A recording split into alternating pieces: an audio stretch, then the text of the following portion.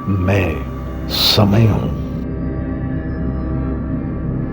यदा यदा हि धर्मस्य ग्लानिर्भवति भारत अभ्युत्थानं धर्मस्य तदात्मानं सृजाम्यहम्। विनाशाय च धर्म संस्थापनार्थाय युगे युगे। तू स्वयं अपने दुखों का कारण है, फिर मुझसे प्रश्न क्यों करता है?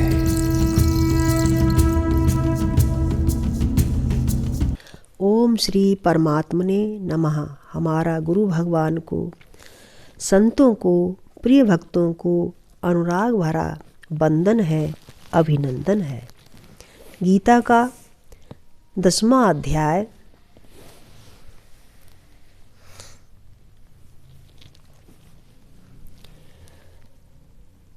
भूय एव महाबाहो शृण मे परमं वचः यत्तेऽहं प्रीयमाणाय वक्ष्यामि हितकाम्यया।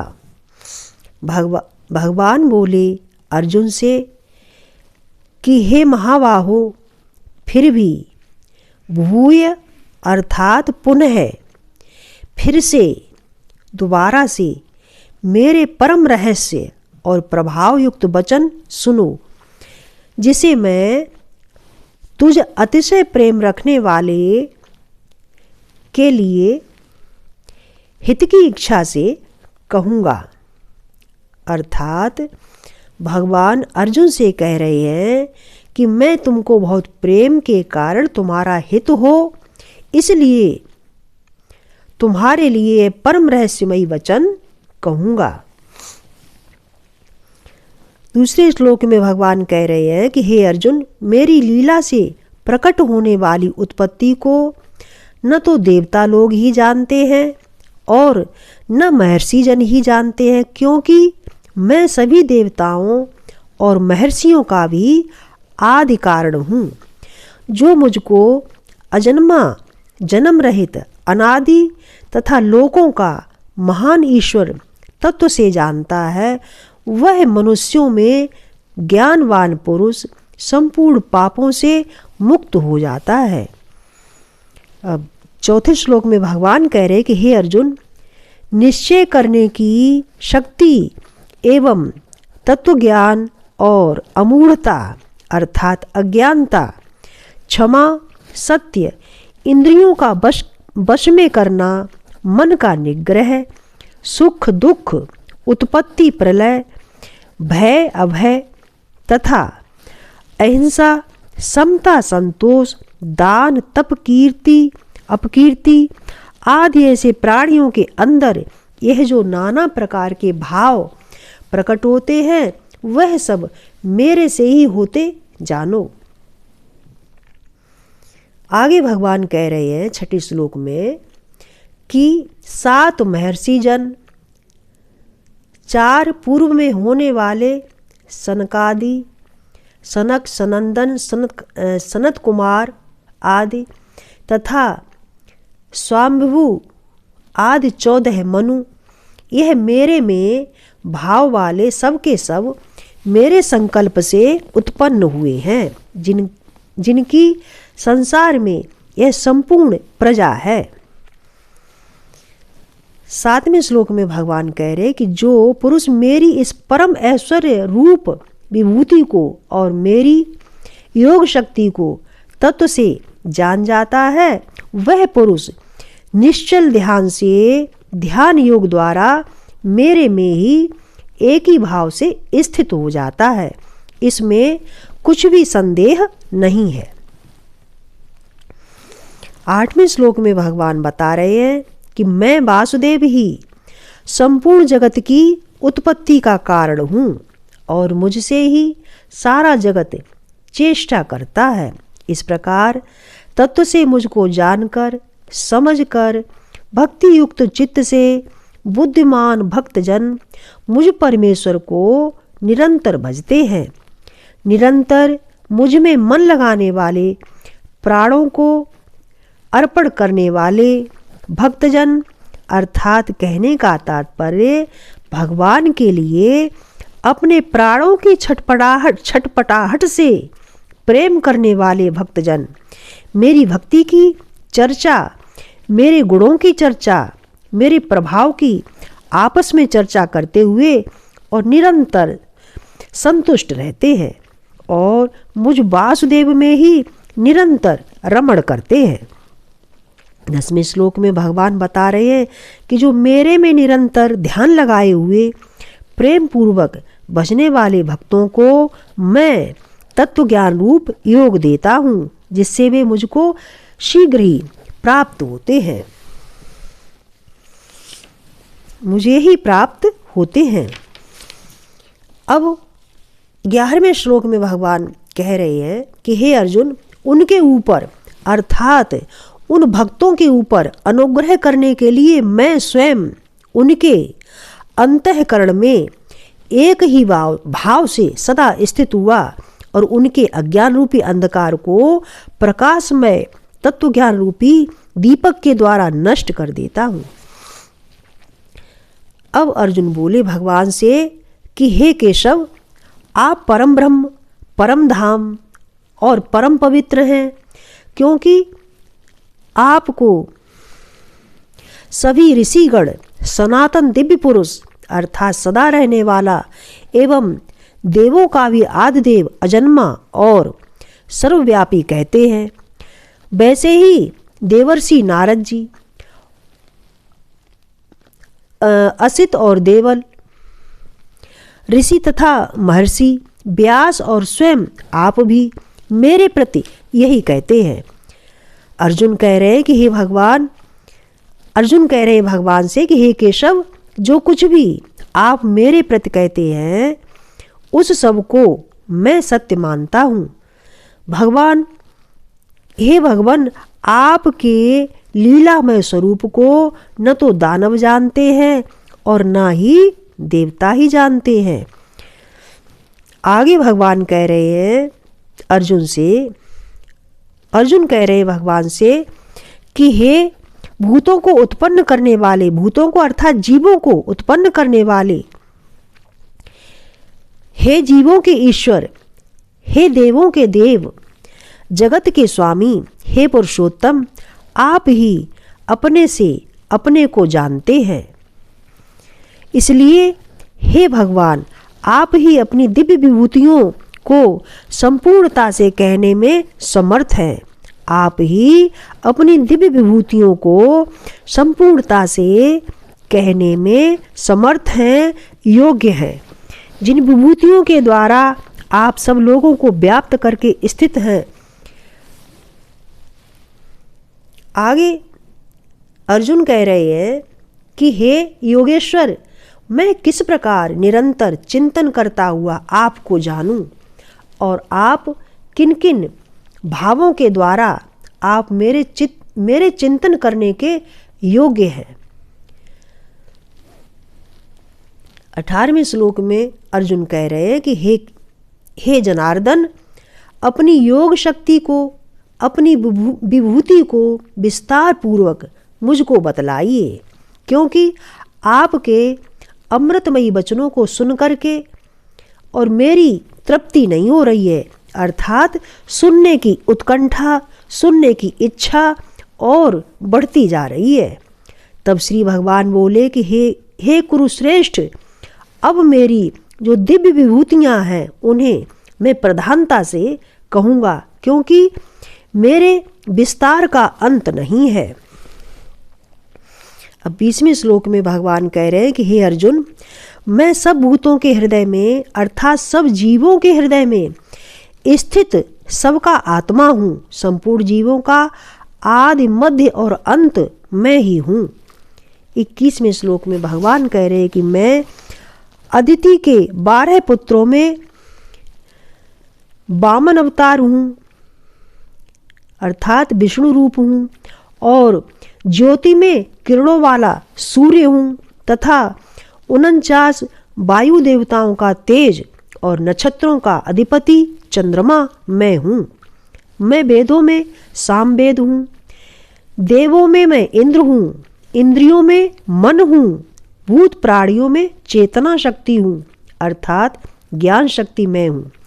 और मैं 11 रुद्रों में शंकर हूँ, यक्ष तथा राक्षसों में धन का स्वामी कुबेर हूँ, 8 वसुओं में अग्नि हूँ, पर्वतों में सुमेर पर्वत हूँ, पुरोहितों में मुख्य देवताओं को पुरोहित बृहस्पति मैं हूँ। हे पार्थ, मैं सेनापतियों में स्वामी कार्तिक और जलाशयों में समुद्र हूँ।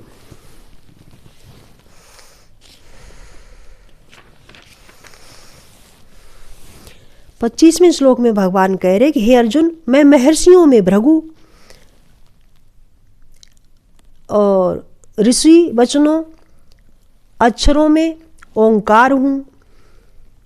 हाँ, मैं महर्षियों में भृगु ऋषि हूँ, वचनों में अक्षर अर्थात ओंकार मैं हूँ, और सर्व प्रकार के यज्ञों में जप यज्ञ मैं हूँ, और स्थिर रहने वालों में हिमालय पर्वत हूँ। 26वें श्लोक में भगवान कह रहे कि सभी वृक्षों में पीपल का वृक्ष मैं हूँ, देवर्षियों में मैं नारद मुनि हूँ, गंधर्वों में मैं चित्ररथ हूँ, सिद्धों में कपिल मुनि हूँ। अब भगवान कह रहे कि हे अर्जुन, घोड़ों में अमृत से उत्पन्न होने वाला उच्च श्रवा नामक घोड़ा मैं हूँ, हाथियों में ऐरावत हाथी हूँ, मनुष्यों में राजा मुझको जानो।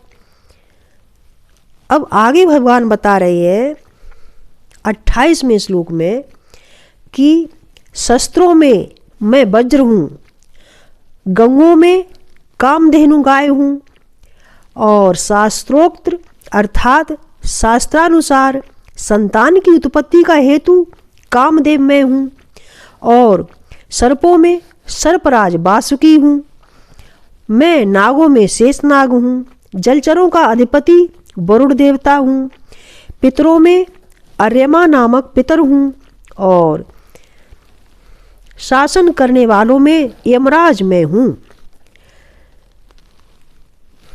30वें श्लोक में भगवान कह रहे कि दैत्यों में प्रहलाद मैं हूँ, गणना करने वालों का समय मैं हूँ, पशुओं में मृगराज मैं हूँ, पक्षियों में गरुड़ पक्षी मैं हूँ, मैं पवित्र करने वालों में वायु हूँ, शस्त्रधारियों में मैं राम हूँ, मछलियों में मैं मगर हूँ, और नदियों में भागीरथी गंगा जी मैं हूँ। हे अर्जुन, सृष्टि में आदि मध्य और अंत मैं हूँ। विद्याओं में आध्यात्म विद्या अर्थात ब्रह्म विद्या और परस्पर वाद विवाद में तत्व का निर्णय लिए जाने वाला वाद मैं हूँ। अब 33वें श्लोक में भगवान कह रहे हैं कि मैं अक्षरों में ओंकार हूँ और समासों में द्वंद्व समास हूँ, अक्षय काल अर्थात काल का भी महाकाल और सब ओर से मुख वाला विराट रूप और सबका धारण पोषण करने वाला भी मैं ही हूँ।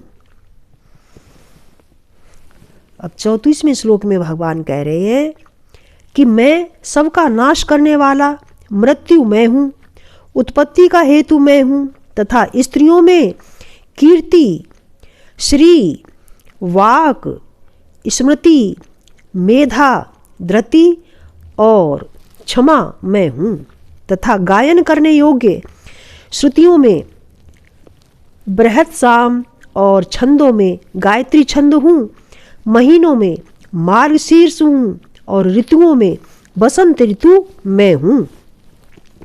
मैं छल करने वालों में जुआ हूँ, प्रभावशाली पुरुषों का प्रभाव मैं हूँ, जीतने वालों का विजय मैं हूँ, निश्चय करने वालों का निश्चय मैं हूँ, सात्विक पुरुषों का सात्विक भाव मैं हूँ। वृष्णिवंशियों में वासुदेव अर्थात मैं स्वयं तेरा सखा हूँ, पांडवों में धनंजय अर्थात तुम, और मुनियों में वेदव्यास, कवियों में शुक्राचार्य कवि भी मैं हूँ। मैं दमन करने वालों का दंड अर्थात दंड शक्ति भी मैं हूँ, जीतने की इच्छा वालों की नीति मैं हूँ, गुप्त रखने वालों के भावों का मौन मैं हूँ, ज्ञान वालों का तत्व ज्ञान मैं हूं।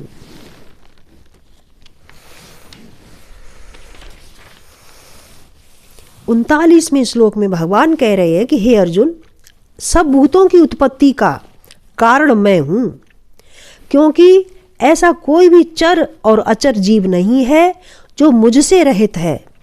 हे परंतप, मेरी दिव्य विभूतियों का अंत नहीं है। मैंने अपनी विभूतियों का विस्तार तेरे लिए संक्षेप में कहा है। 41वें श्लोक में भगवान बता रहे हैं कि हे अर्जुन,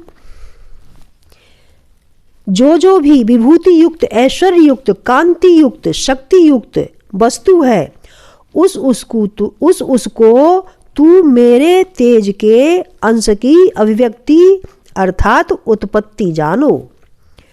अंत में भगवान 42वें श्लोक में कह रहे हैं कि हे अर्जुन, इस बहुत जानने से तेरा क्या प्रयोजन है।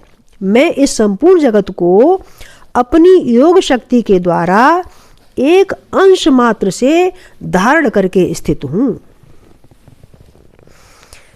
इस प्रकार 10वें अध्याय का विश्राम और 10वें अध्याय का महात्म्य।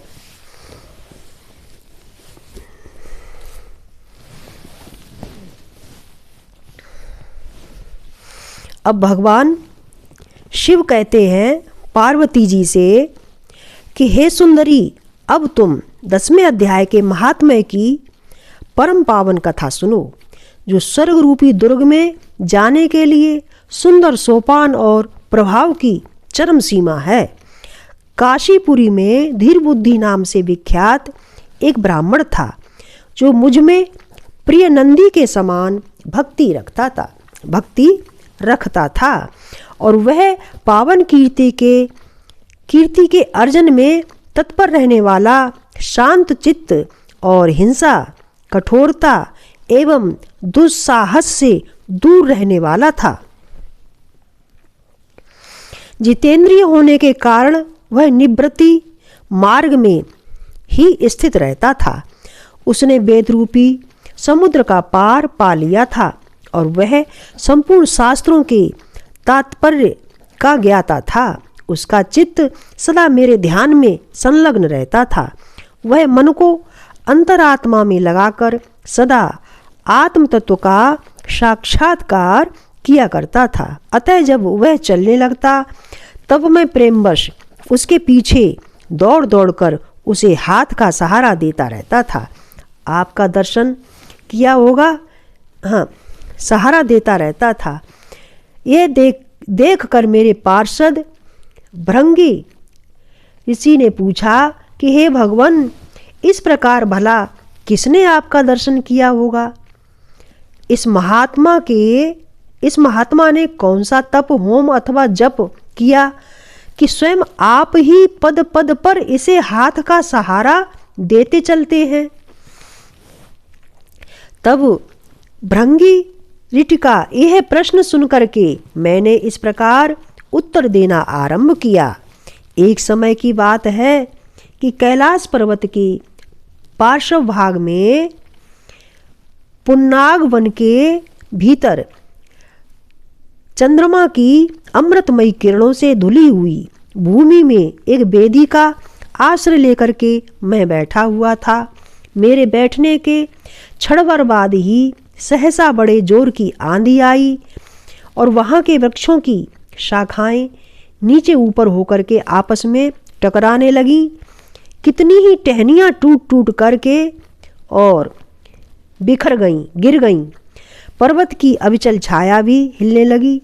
इसके बाद वहाँ महान भयंकर शब्द हुआ, जिससे पर्वत की कंदराएं प्रतिध्वनित हो उठी और तदनंतर आकाश से कोई विशाल पक्षी उतरा, जिसकी कांति काले मेघ के समान थी। वह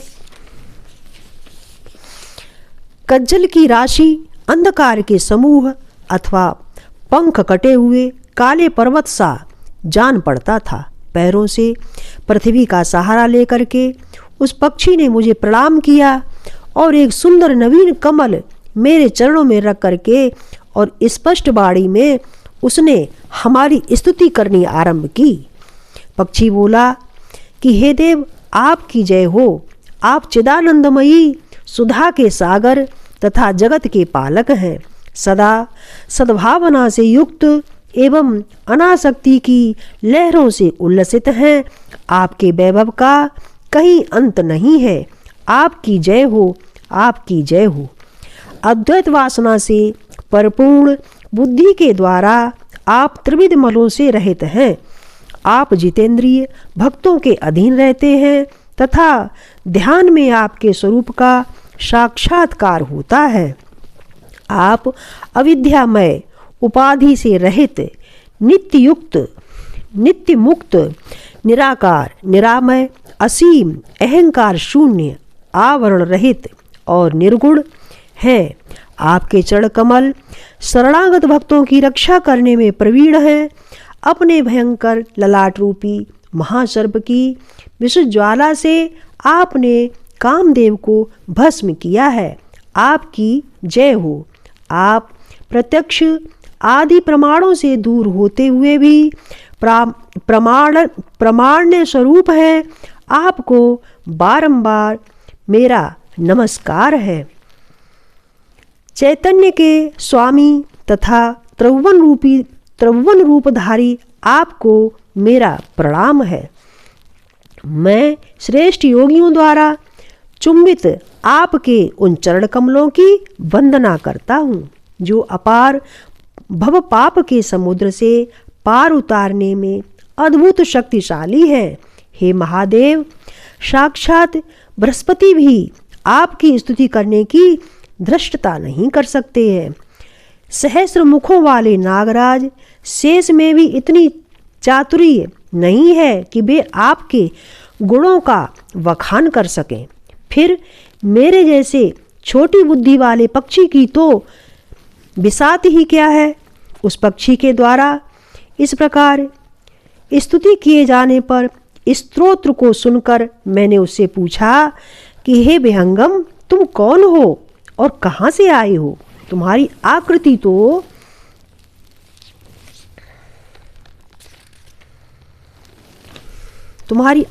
तो हंस जैसी है, मगर रंग कौवे जैसा काला है। तुम जिस प्रयोजन को लेकर के यहाँ आए हो उसे बताओ। पक्षी बोला, हे देवेश, मुझे ब्रह्मा जी का हंस जानिए। हे धूर्जटे, जिस कर्म से मेरे शरीर में इस समय कालिमा आ गई है उसे सुनिए। हे प्रभु, यद्यपि आप सर्वज्ञ हैं, अतः आपसे कोई भी बात छिपी नहीं है। तथापि यदि आप पूछते हैं तो मैं बतलाता हूँ, सुनिए। सौराष्ट्र अर्थात सूरत नगर के पास एक सुंदर सरोवर है जिसमें कमल लहलहाते रहते हैं, अर्थात खिले रहते हैं। उसी में से बाल चंद्रमा के टुकड़े जैसे श्वेत मृणालों के पास मृणालों के ग्रास लेकर के और मैं बड़ी तीव्र गति से आकाश में उड़ रहा था। उड़ते उड़ते सहसा वहाँ से पृथ्वी पर गिर पड़ा। जब होश में आया और अपने गिरने का कोई कारण देख सका तो मन ही मन सोचने लगा कि हे अहो, यह मुझ पर क्या आ पड़ा। आज मेरा पतन कैसे हो गया। पके हुए कपूर के समान मेरे श्वेत शरीर में यह कालिमा कैसे आ गई। इस प्रकार विस्मित होकर के मैं अभी विचार ही कर रहा था कि उस पोखरे के कमलों में से मुझे ऐसी बाड़ी सुनाई दी कि हे हंस, उठो, मैं तुम्हारे गिरने और काले होने का कारण बताती हूँ। तब मैं उठ करके सरोवर के बीच में गया और वहाँ 5 कमलों से युक्त एक सुंदर कमलिनी को देखा। उसको प्रणाम करके मैंने प्रदक्षिणा की और अपने पतन का सारा कारण पूछा। तो कमलिनी बोली कि हे कलहंस, तुम आकाश मार्ग से मुझे लांघ कर गए हो। उसी पतन के कारण के परिणामवश तुम्हें पृथ्वी पर गिरना पड़ा और उसी के कारण से तुम्हारे शरीर में कालिमा आ गई है।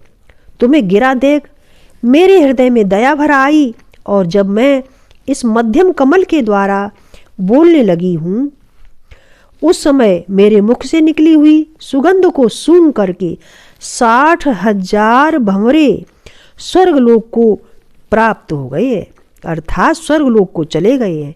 हे पक्षीराज, जिस कारण मुझ में इतना वैभव, ऐसा प्रभाव आया है, उसे मैं बतलाती हूँ, सुनो। इस जन्म से पहले तीसरे जन्म में मैं इस पृथ्वी पर एक ब्राह्मण की कन्या के रूप में उत्पन्न हुई।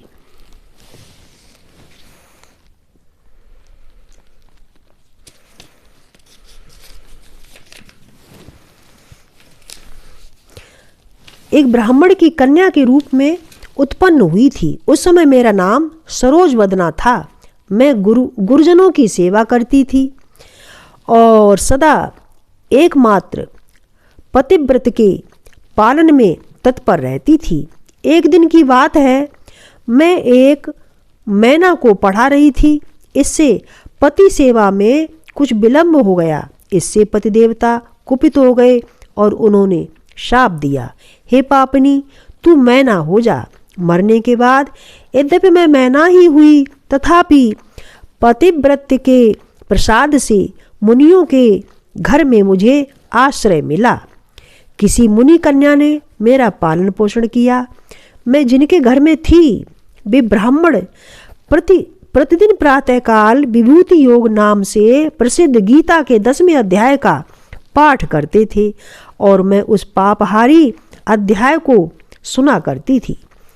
हे विहंगम, काल आने पर मैं मैना का शरीर छोड़ करके और 10वें अध्याय के महात्म्य से स्वर्गलोक में अप्सरा हुई। मेरा नाम पद्मावती हुआ और मैं पद्मा की प्यारी सखी हो गई। एक दिन मैं विमान से आकाश में विचर रही थी। उस समय सुंदर कमलों से सुशोभित इस रमणीय सरोवर पर मेरी दृष्टि पड़ी। इसमें उतरकर ज्यों ही मैंने जल क्रीड़ा आरंभ की और त्यों ही दुर्वासा मुनि आ गए। उन्होंने वस्त्रहीन अवस्था में मुझे देख लिया और उनके भय से मैंने स्वयं ही एक कमलिनी का रूप धारण कर लिया है। मेरे दोनों पैर 2 कमल हुए, दोनों हाथ भी 2 कमल हो गए और शेष अंगों के साथ मेरा मुख भी एक कमल हुआ। इस प्रकार मैं 5 कमलों से युक्त हुई, 5 कमलों से युक्त स्त्री हूँ। हे मुनिवर, मुनिवर दुर्वासा ने मुझे देखा। उनके नेत्र क्रोधाग्नि से जल रहे थे। वे बोले कि हे पापिनी, तू इसी रूप में 100 वर्षों तक जल में पड़ी रहे। यह शाप दे करके वे क्षण भर में अंतर्धान हो गए और कमलिनी होने पर भी विभूति योगाध्याय के महात्म्य से मेरी बाड़ी लुप्त नहीं हुई है। मुझे लांघने मात्र के अपराध से तुम पृथ्वी पर गिर पड़े हो। हे पक्षीराज, यहाँ खड़े हुए तुम्हारे सामने ही आज मेरे शाप की निवृत्ति हो रही है, क्योंकि आज 100 साल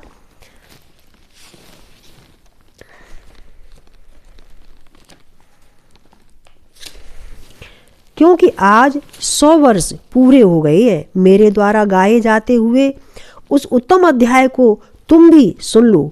उसके श्रवण मात्र से तुम भी आज ही मुक्त हो जाओगे। यूं कह करके पद्मिनी ने स्पष्ट एवं सुंदर वाणी में 10वें अध्याय का पाठ किया। वह मुक्त हो गई और उसे सुनने के बाद उसी के दिए हुए इस उत्तम कमल को लाकर मैंने आपको अर्पण कर दिया, आपके चरणों में अर्पण कर दिया है। इतनी कथा सुन करके और उस पक्षी ने अपना शरीर त्याग दिया। यह एक अद्भुत सी घटना हुई। वही पक्षी अब 10वें अध्याय के प्रभाव से ब्राह्मण कुल में उत्पन्न हुआ। जन्म से ही अभ्यास होने के कारण शैशवावस्था से ही इसके मुख से सदा गीता के 10वें अध्याय का उच्चारण हुआ करता है। 10वें अध्याय के अर्थात चिंतन का यह परिणाम हुआ है कि यह सब भूतों में स्थित शंख चक्रधारी भगवान विष्णु का सदा ही दर्शन करता रहता है और इसकी स्नेहपूर्ण दृष्टि जब कभी किसी देहधारी के शरीर पर पड़ जाती है, तब वह चाहे शराबी हो, चाहे ब्रह्मत्यारा हो क्यों न हो, और वह भी मुक्त हो जाता है तथा पूर्व जन्म में अभ्यास किए हुए 10वें अध्याय के महात्म्य से इसको दुर्लभ तत्व ज्ञान की प्राप्ति हुई है तथा इसने जीवन मुक्ति भी पाली है। अतः जब यह रास्ता चलने लगता है तो मैं इसे हाथ का सहारा दिए रहता हूँ। हे भृंगरिटे, यह सब 10वें अध्याय की ही महिमा है। हो ये पार्वती, इस प्रकार मैंने भृंगरिटे के सामने जो पापनाशक कथा कही थी वही यहाँ तुमसे भी कही है। नर हो या नारी अथवा कोई भी क्यों न हो, इस 10वें अध्याय के श्रवण मात्र से उसे सब आश्रमों के पालन का फल प्राप्त हो जाता है। इस प्रकार गीता के 10वें अध्याय का महात्म्य यहाँ विश्राम हुआ है। हमारा आप सभी को अनुराग भरा वंदन है, अभिनंदन है।